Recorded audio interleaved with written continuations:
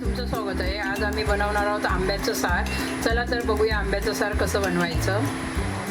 किचनमध्ये तुमचं स्वागत आहे। आज आपण बनवणार आहोत आंब्याचं सार। हे आंब्याचं सार गावी खूप प्रसिद्ध आहे आणि खूप लोक बनवतात। आता गरमी खूप चालू आहे त्यामुळे हे आंब्याचं सार लोक बनवतात। आंब्याच्या साराबरोबर भात पण पहिली जुनी लोक खात होती, म्हणजे जेवत होती पूर्ण आंब्याच्या साराबरोबर। तर आता आम्ही कसं बनवायचं ते बघूया। आंब्याचं सार तर देठ असतो तो कटिंग करून घ्यायचा आहे। तर बघा देठ मी कटिंग करून घेतला। आता आपण त्याला हे बघा साफ असं हे करून घेऊया। त्याची साल असते ना ती आपल्याला सर्व काढून घ्यायची। तुम्ही बघू शकता हे बघा मी 2 आंबे सोलून घेतले आहेत। आता आपल्याला त्याला छोट्या छोट्या फोडी करून घ्यायच्या आहेत। तर आपण आता छोट्या फोडी करून घेऊया, त्याला कटिंग करूया असं। आता हा बघा अशा छोट्या फोडी करून घ्यायच्या, म्हणजे मिक्सरला लावतेवेळी आपल्याला बरं पडेल। तर तुम्ही बघू शकता हे बघा आंब्याची अशी पारंबी असते ती काढून टाकायची आहे आणि अशा फोडी बनवून घ्यायच्या आहे। तर आता आपण पुढची तयारी करूया। तुम्ही बघू शकता हे बघा हे ओलं खोबरं घेतलं आहे, थोडं किसलेलं होतं माझ्याजवळ, आणि इथे बघा सुकं खोबरं घेतलं आहे। तर अगर तुम्हाला ओलं खोबरंच वापरायचं असेल तर अर्धी वाटी ओलं खोबरं वापरू शकता तुम्ही। तर आता हे सर्व मिक्सरमध्ये घालून घेऊया खोबरं पहिलं। बघा मी आंबा स्वच्छ धुवून घेतला आहे कापून, तो मिक्सरमध्ये घालून घेऊया।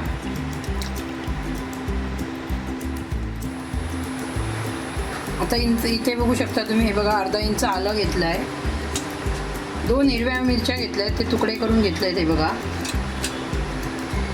आणि 2 ते 3 लसूण पाकळ्या बारीक करून घेतले आहेत। आता हे सर्व मिक्सरला बारीक लावून घ्यायचं आहे आपल्याला। तर तुम्ही बघू शकता हे बघा एवढं बारीक वाटून घेतलं आहे असंच मी पहिलं, खोबरं मोठं होतं म्हणून। आता त्यामध्ये आपण थोडं पाणी घालून घेऊया, जास्त घालायचं नाही आपल्याला, 2 ते 3 चमचे, आणि आता परत लावून घेऊया मिक्सरला बारीक। तर तुम्ही बघू शकता हे बघा असं बारीक लावून घ्यायचं आहे एकदम। हे बघा एकदम बारीक असं वाटून घ्यायचं आहे, तर सार चांगलं बनतं, याला आंब्याचं सारच बोलतात। तुम्ही आता बघू शकता हे बघा मी एक छोटा टोप घेतला आहे, आणि हे बघा त्यामध्ये 1 पळी तेल घालून घेते।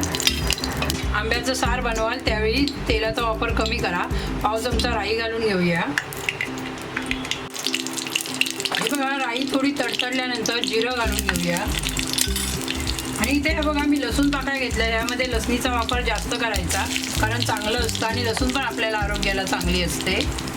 हिंग असेल तर थोडासा हिंग टाका 1 चिमटी, आणि आता हे आपण वाटण वाटलंय ना ते त्यामध्ये घालून घेऊया। तर हे बघा मिक्सरच्या भांड्यामध्ये मी पाणी घातलं आहे, ते पाणी घालून घेते अर्धी वाटी। मी बघा कढीपत्ता टाकायला विसरली होती, कढीपत्ता घालून घेते। तुम्ही फोडणीमध्ये वापर करा, आणि हे बघा असं मिक्स करून घेऊया आपण, आणि याला चांगली उकळी काढायची आहे। मी पाणी घालणार आहे त्यामध्ये, हे पातळ असतं आंब्याचं सार। हे बघा मी इथे 1 ग्लास अजून पाणी घालते त्यामध्ये, आणि हे बघा आपल्याला असं व्यवस्थित मिक्स करायचं आहे, आणि आता मस्तपैकी याला उकळी काढून घेऊया आपण। तर तुम्ही बघू शकता हे बघा साराला चांगली अशी उकळी फुटली आहे, आणि हे सार आपल्याला 5 ते 7 मिनटं शिजून घ्यायचं आहे, कारण त्याच्यामध्ये आंबा पण कच्चा आहे, खोबरं पण कच्चं आहे। तर व्यवस्थित शिजेल तर व्यवस्थित चव येईल आपल्याला। आणि हे सार खूपच त्यावेळी प्रसिद्ध होतं जुन्या काळामध्ये। लोक याच्याबरोबर भरपूर असा सुरई भात बनवायची आणि पोट भरून जेवत होती। आम्ही पण त्यावेळी आजी किंवा आई आमची सार बनवायची त्यावेळी आम्ही पण पोट भरून जेवायचो। हे असं मस्तपैकी सार बनतं आंब्याचं, हे बघा नक्की एकदा बनवून बघा तुम्ही, आणि हे पातळच चांगलं लागतं। आता तुम्ही बघू शकता बघा आपण चवीनुसार त्यामध्ये मीठ घालून घेऊया, आणि याला 5 मिनटं मी साईडला उकळायला ठेवते। तर तुम्ही बघू शकता हे बघा आपलं सार बनवून तयार झालेलं आहे हे बघा, आणि हे बघा आता थोडं घट्ट पण झालं। ही रेसिपी माझी कशी वाटली ते नक्कीच मला कमेंट करून सांगा।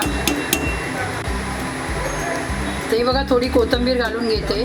तर ही माझं सार कसं वाटलं ते नक्कीच मला कमेंट करून सांगा, आणि माझ्या चॅनलला सबस्क्राईब करा, लाईक करा, जास्तीत जास्त शेअर करा। धन्यवाद।